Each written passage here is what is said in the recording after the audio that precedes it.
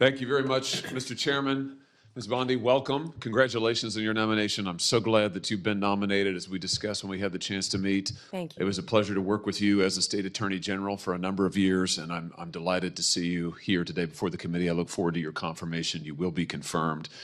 I, too, have taken note of the number of times you have been asked about weaponization of the Department of Justice as if it was a theoretical possibility that might happen in the future.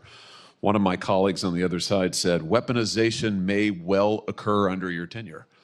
We all know that weaponization has occurred like we've never seen before in American history under this administration. And I want to get even more specific. In the last 4 years, this administration has carried out an unprecedented attack and campaign against people of faith. If you look at the numbers, we've never seen anything like it before in American history. It has been one of the most disgraceful chapters in the history of the Justice Department and in the history of the FBI. And I hope that you will reverse this and do right by every American citizen, including especially people of faith. Let me give you some specifics. After the Dobbs case was decided by the Supreme Court, over 100 pregnancy care centers and over 300 churches in this country were attacked, vandalized, firebombed. Do you happen to know off the top of your head how many prosecutions Merrick Garland's Justice Department brought in those cases? I do not, Senator. It's a stunning number. It's 2. Hundreds of churches, hundreds of pregnancy care centers. And I might just add, these pregnancy care centers, the attacks on them, which were violent, which were gruesome, were egged on and encouraged by rhetoric from members of Congress, including members of this body, who have said that pregnancy care centers aren't real medicine, that they're not real doctors. They have legitimized these attacks. And the same thing was true of churches. And this Justice Department couldn't lift a finger to defend these Americans. But at the same time, they used legislation, a law known as the FACE Act, to prosecute at least 53 different pro-life demonstrators, including people like Mark Houck from Pennsylvania, to whom this Justice Department sent a SWAT team to his door in the early morning hours. He has, I think, 7 children. In the early morning hours, an FBI SWAT team shows up at his door to take him into custody and prosecute him. By the way, he was acquitted. This kind of outrageous, disparate treatment has to end. So here's my question to you. Will you protect churches and pregnancy care centers when they are targeted for violence, when they are targeted for intimidation, when their members or parishioners are threatened with violence or other acts of illegal behavior? Yes, Senator. Will you stop the disparate treatment of Americans on the basis of religious faith? Yes, Senator. Will you stop the deliberate persecution of pro-life Americans for nothing more than their pro-life beliefs? Yes, Senator. Will you ensure that nothing like the Mark Houck case happens again, that Americans do not have SWAT teams arriving on their front doors with armed weapons to terrorize their children and their spouses, only in the end, of course, to have the case lost because there was nothing to it? Will you put an end to that kind of deliberate intimidation of the good American citizens on the basis of their religious beliefs? Yes, Senator. I'm glad to hear you say that because we need it. We need it. Ms. Bondi, we need a new chapter at the Justice Department, and we need it quickly. And I'm glad you're committed to it. Now, I also have heard you've been asked about your comment that you thought that in some cases we need to investigate the investigators, the ones who were bad. You know, I have to say I'm glad to hear you stand by that. We need to do that. You need to do that. And I'll give you another example. I'm sure you've read about this memo, which I now hold in my hands. A heated Senate exchange puts Boeing under the spotlight as Senator Josh Hawley challenges the company over thousands of Missouri machinists on strike, stagnant wages, and soaring executive compensation.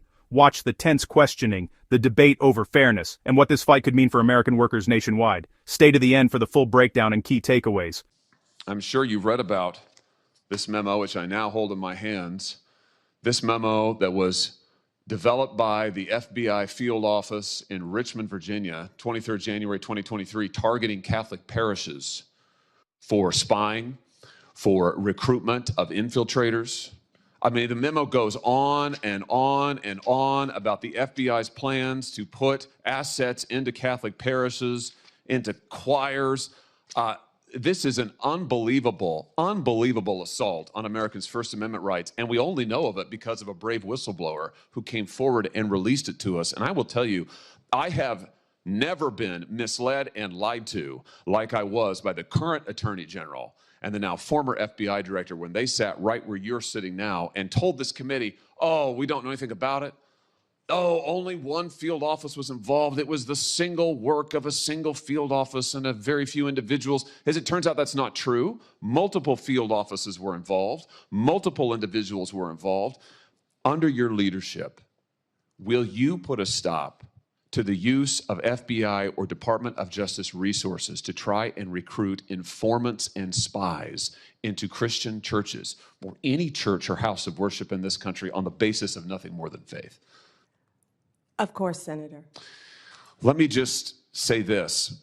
To our knowledge, no one who was involved in the writing and performance, execution of this memo has been disciplined or fired.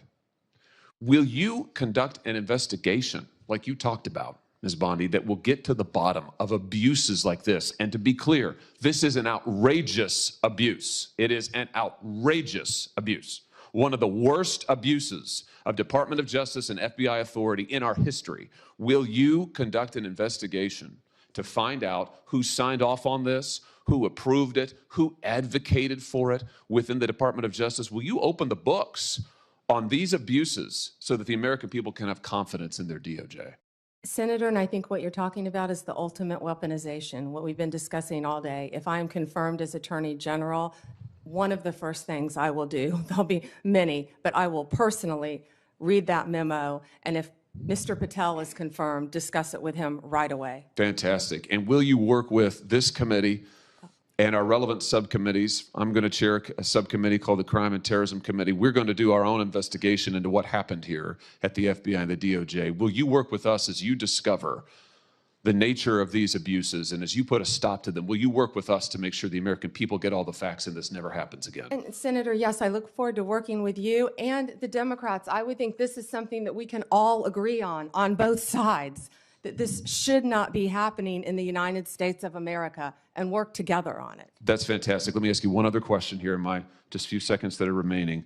This memo targeting Catholic parishes repeatedly refers to as an expert source a group called the Southern Poverty Law Center. Now, the Southern Poverty Law Center has a long history as an anti-religious group that has repeatedly gone after conservative and religious organizations, called them hate groups, called them sometimes terrorist groups. They're cited in this memo. They once infamously, the SPLC called the Family Research Council a terrorist hate group, and an armed gunman came into their lobby and opened fire. Will you put a stop to the use of the SPLC as an official source for any Department of Justice memorandum or finding? That will be one of the first things we will look at as well, Senator, and report back to you and the committee. Thank you very much. Congratulations. Thank you, you. Mr. Chairman. Thank you, Mr. Chairman. Ms. Bond. If you find this political breakdown interesting, please give me a thumbs up and as well, like and subscribe for more.